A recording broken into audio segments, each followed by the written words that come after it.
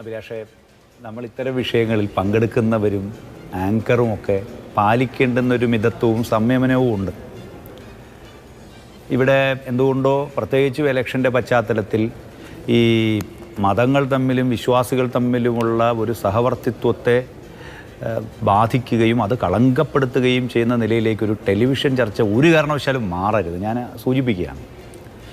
രണ്ടാമത്തെ പ്രശ്നം, ഇപ്പോൾ ഒരു വീട്ടിൽ താമസിക്കുന്ന അല്ലെങ്കിൽ ഒരു ഭൂമിക്കുമേൽ സുഖമായി അന്തസ്സോടെ ഉറങ്ങാൻ ആഗ്രഹിക്കുന്ന മനുഷ്യർക്ക് അവൻ്റെ വീടിൻ്റെ മേൽ മറ്റേതെങ്കിലും തരത്തിലുള്ള ഒരു കടന്നുകയറ്റം ഉണ്ടാവുകയോ അല്ലെങ്കിൽ അത് വിൽക്കാനും അതല്ലെങ്കിൽ അതിൽ നിന്ന് ആദായം എടുക്കാനും മറ്റൊരുപാട് തടസ്സങ്ങളും ഉണ്ടായാൽ ഏത് മനുഷ്യനാണെങ്കിലും അതിൻ്റെ പ്രയാസവും ബുദ്ധിമുട്ടും വിവരണാതീതമാണ്.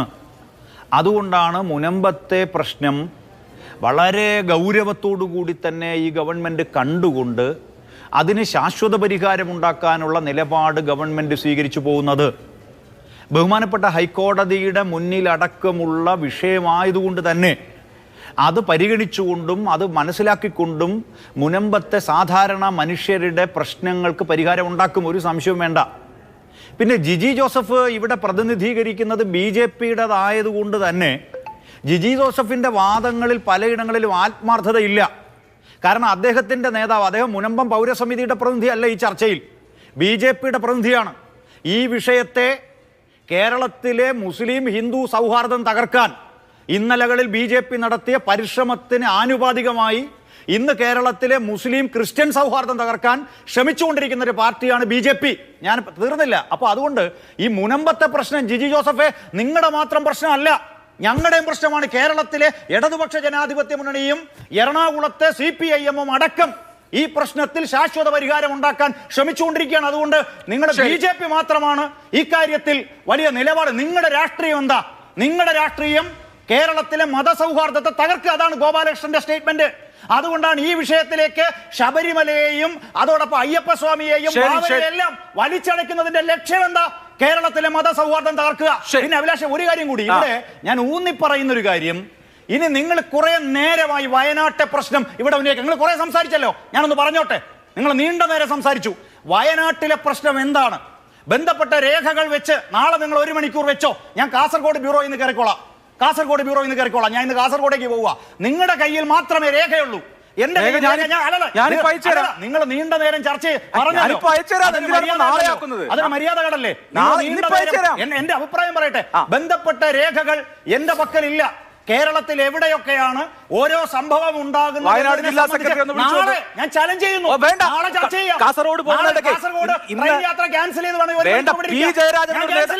കാസർഗോഡ് എന്റെ 8:50 ട്രെയിൻ യാത്ര ക്യാൻസൽ ചെയ്യാം. നിങ്ങൾ ആ രേഖ കൊണ്ടു അല്ല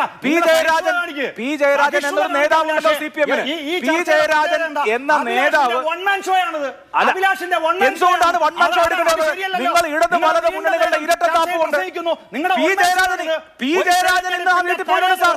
നിങ്ങൾ കൊണ്ടുവരുന്നത് നിലപാട് വളർത്താൻ BJP-യുടെ കയ്യിൽ ആയുധമായി മാറുന്നു. നിങ്ങൾക്ക് എന്ത് പറയാം? പി ജയരാജൻ ആരുടെ കയ്യിൽ ആയുധമാണ്? നിങ്ങളുടെ ടോൺ സുരേഷ് ഗോപിയുടേതാണ്, ടോൺ ഗോപാലകൃഷ്ണന്റേതാണ്. തുറന്ന് കാട്ടപ്പെടുമ്പോ ചെമ്പ് തെളിയുമ്പോ ഉള്ള വാദമാണ്. ഷിജു, പി ജയരാജൻ തെരഞ്ഞെടുപ്പിന് രാഷ്ട്രീയം നിങ്ങൾ അവതരിപ്പിച്ചുകൊണ്ടിരിക്കുന്നത്. അങ്ങനെയാണെങ്കിൽ പി ജയരാജൻ ആരുടെ രാഷ്ട്രീയമാണ് അവതരിപ്പിച്ചത്? പി ജയരാജൻ ഇന്നാ വീട്ടിൽ പോയല്ലോ.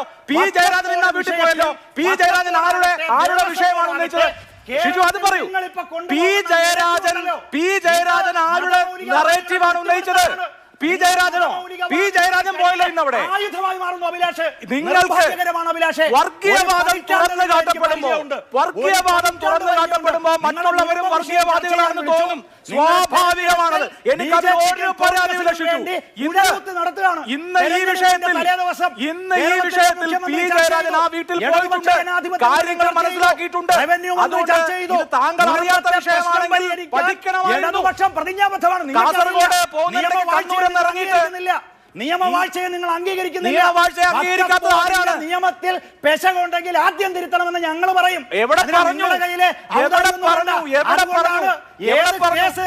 പറഞ്ഞു? എല്ലാ സുപ്രീം കോടതിയിലായാലും കൂടിയിറക്കാൻ ഞങ്ങൾ അനുവദിക്കില്ല.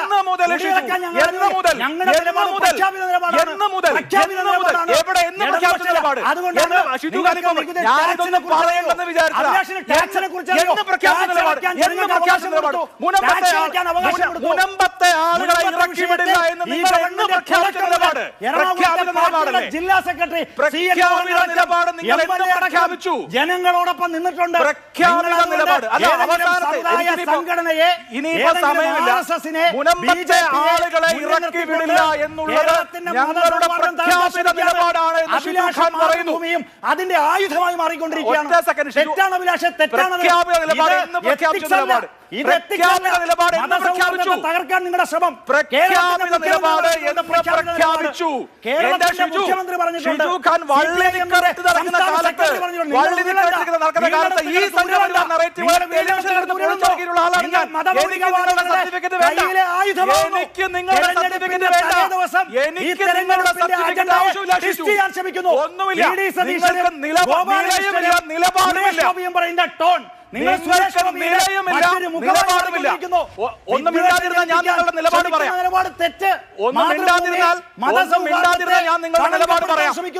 നിങ്ങളുടെ പാരമ്പര്യമല്ല, മാതൃഭൂമിക്ക് ഒരു മഹത്തായ പാരമ്പര്യമുണ്ട്.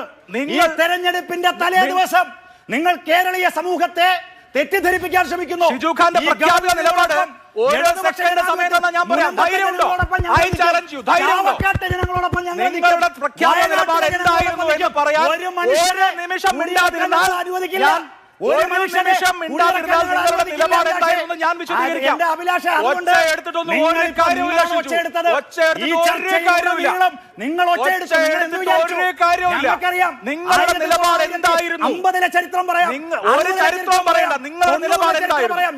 നിങ്ങളുടെ നിലപാട് എന്തായിരുന്നു? ഞാൻ പറയാം. ഹൈക്കോടതിയുടെ മുന്നിലിരിക്കുന്ന കേസിന്റെ ഒരു മിനിറ്റ് മിണ്ടാതിരുന്നാൽ നിങ്ങളുടെ നിലപാട് എന്തായിരുന്നു ഞാൻ പറയാം. ഞാൻ നിങ്ങളുടെ നിലപാട് നിങ്ങളെപ്പോലുള്ള ആങ്കറുടെ ഇന്നത്തെ ദിവസം ചരിത്രത്തിൽ ഉണ്ടാവും. കേരളത്തിന്റെ മതസൗഹാർദ്ദത്തെ മീഡിയ എത്തിക്സ് അല്ല. നിങ്ങളുടെ നിലപാട് എന്തായിരുന്നു എന്ന് എന്നെ കൊണ്ട് പറയിപ്പിക്കാതിരിക്കാൻ ഞങ്ങളുടെ തെറ്റെന്ത്? ഞാൻ പറയാം. നിലവിലുള്ള നിയമപ്രകാരം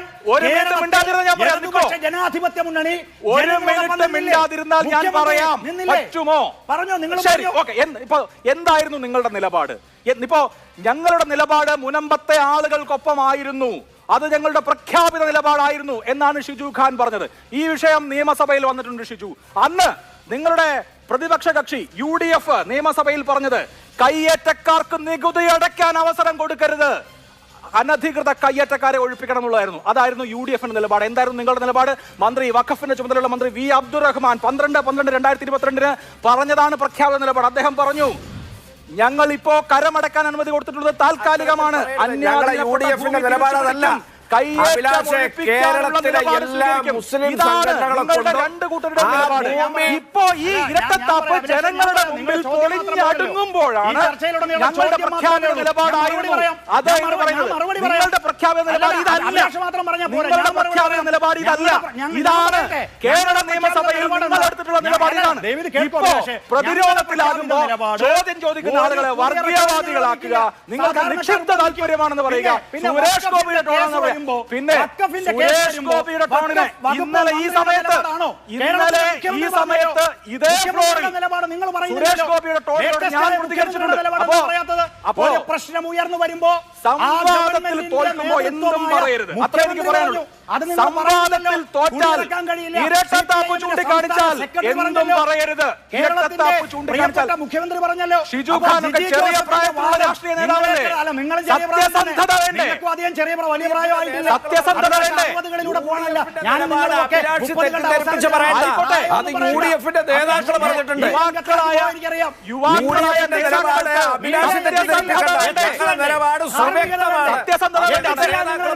അല്ലാതെ മീഡിയ എത്തിക്സ് ഈസ് ഇമ്പോർട്ടന്റ്. നിങ്ങൾക്ക് വഖഫ് നിയമം അറിയില്ല, രജിസ്ട്രേഷൻ നിയമങ്ങൾ അറിയില്ല, ഞാനിത് പഠിച്ചിട്ടാ വന്നിരിക്കുന്നത്. ആരെങ്കിലും എഴുതി തരുന്നല്ലേ നിങ്ങൾ വായിക്കുന്നത്? അതുകൊണ്ടാണ് നിങ്ങൾ ഫറൂഖ് കോളേജിന്റെ കേസ് നിങ്ങൾക്ക് പറയാൻ അറിയാത്തത്. അതുകൊണ്ടാണ് വഖഫ് നിയമം നിങ്ങൾ ഉദ്ധരിക്കാത്തത്. അതുകൊണ്ടാണ് ഹൈക്കോടതിയിലെ കേസ് നിങ്ങൾ ഉദ്ധരിക്കാത്തത്. എഴുന്നള്ളിക്കുന്ന വാദം വയനാട്ടിൽ നോട്ടീസ് അയച്ചിരിക്കുന്നു. വെക്കാം. ഞാൻ ഷിജു ഖാന്റെ നേതാവ് പി ജയരാജൻ 8 മണിവരെ ഞാൻ തയ്യാറാണ് അഭിലാഷേ. 8 മണിവരെ ഞാൻ ചർച്ച തയ്യാറാണ്. ഇന്ന് 8:50 എന്റെ ട്രെയിൻ പോയാലും കുഴപ്പമില്ല. ഈ എത്തിക്സ് ഇല്ലായ്മ, ധാർമ്മികതയ്ക്കെതിരായ കേൾക്കുന്ന ആളുകൾക്ക് നല്ലതുപോലെ മനസ്സിലാവും ഇരട്ടത്താപ്പ് എന്താണ്, ഇരട്ടത്താപ്പ് എന്താണ് എന്ന് കേൾക്കുന്ന ആളുകൾക്ക് നല്ലതുപോലെ മനസ്സിലാവും. ശ്രമിക്കുമ്പോ മതമൗലികവാദികൾ നിങ്ങൾ കുറെ കാലം കൊണ്ട് ആര് ചോദ്യം ചോദിച്ചാലും ഉടനെ അതൊക്കെ കാലം കഴിഞ്ഞു പോയി. കേരളത്തിലെ ഹിന്ദുക്കളെയും അതിന്റെയൊക്കെ കാലം കഴിഞ്ഞു പോയി. അതാണ് അഭിലാഷ് കൊടുക്കുന്നത്. ഞാൻ വെല്ലുവിളിക്കാം. തമ്മിലടിപ്പിക്കാൻ ഞാൻ കൊടുത്ത ഒരു ആഹ്വാനം പറയാമോ? നിലപാട് അടങ്ങുമ്പോ വർഗീയത പറയുന്നതൊന്നും അല്ല രാഷ്ട്രീയ പ്രവർത്തനം. കുറച്ചുകൂടി വളരും. ഞങ്ങൾക്ക് തെരഞ്ഞെടുപ്പ് രാഷ്ട്രീയമല്ല. ഒരു സംവാദം തോക്കുമ്പോ ചോദ്യം ചോദിച്ച ആളെ വർഗീയവാദിയാക്കുന്നതൊന്നും അല്ല രാഷ്ട്രീയ പ്രവർത്തനം. തുടക്കം മുതൽ നിങ്ങൾ ഇതൊന്നുമല്ല രാഷ്ട്രീയ പ്രവർത്തനം. ധ്രുവീകരണത്തിലാണ്. മതധ്രുവീകരണം നടത്താൻ നിങ്ങളാണ്. ഞങ്ങൾ പറയാം, കുടിയിറക്കപ്പെട്ടത് ക്രിസ്ത്യാനി ആയാലും മുസ്ലിം ആയാലും ഹിന്ദു ആയാലും അവനൊപ്പം ഞങ്ങൾ നിൽക്കും. മാതൃഭൂമിയുടെ സർട്ടിഫിക്കറ്റ് വേണ്ട. ശരി, എനിക്ക് ഷിജു ഖാന്റെ സർട്ടിഫിക്കറ്റ് ഒട്ടും വേണ്ട. എനിക്ക് ഷിജു ഖാന്റെ സർട്ടിഫിക്കറ്റ് ഒട്ടുമേ വേണ്ട. അതോടെ നിയമവിരുദ്ധ പ്രവർത്തനങ്ങൾക്കെതിരായി നിലപാട് സ്വീകരിച്ച ഷിജു ഖാന്റെ സർട്ടിഫിക്കറ്റ് ഒട്ടുമേ വേണ്ട. അതുകൊണ്ട് നമുക്ക് മനുഷ്യരോടൊപ്പം ചരിത്രം അറിയില്ല. ചരിത്രമൊക്കെ എനിക്ക് ഷിജു ഖാനേക്കാൾ നന്നായി അറിയാം. അതൊക്കെ അവിടെ നിൽക്കട്ടെ.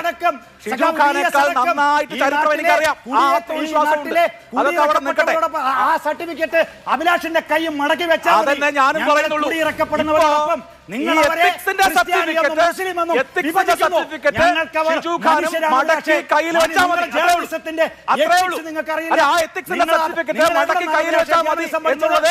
എവിടെന്നാണ് ജേർണലിസം